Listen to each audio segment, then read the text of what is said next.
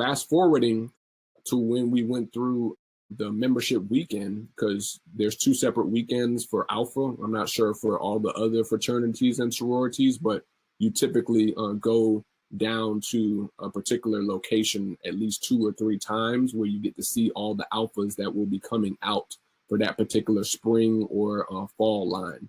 We were a part of the fall line in 2009.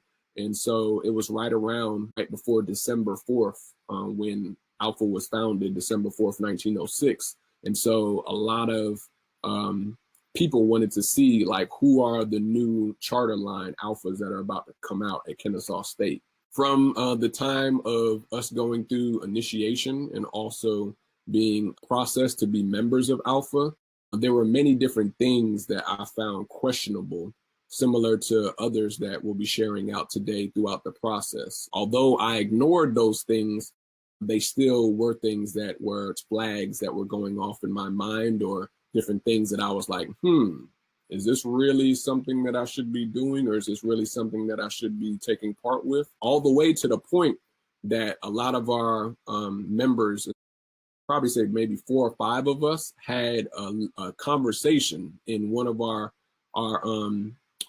members' cars when we were coming back from, I think, initiation weekend, or coming back from one of the initial weekends that we had to go to meet basically all the other alphas that were about to cross that particular season.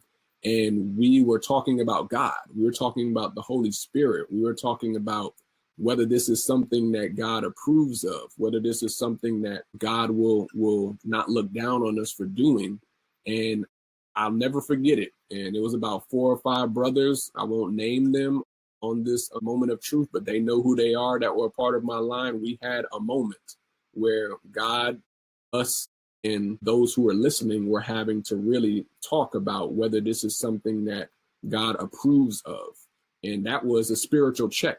You know, what I found out after I denounced that the Holy Spirit was not just checking me, he was checking all of us that were in the car that day. We, of course, tried to make excuses of why we were going to continue going throughout the process, or why we thought that God approved of it. But I don't know if we actually took the time after that conversation to really fast or pray and seek God or the Holy Spirit to be able to know for sure if this is something that we should do.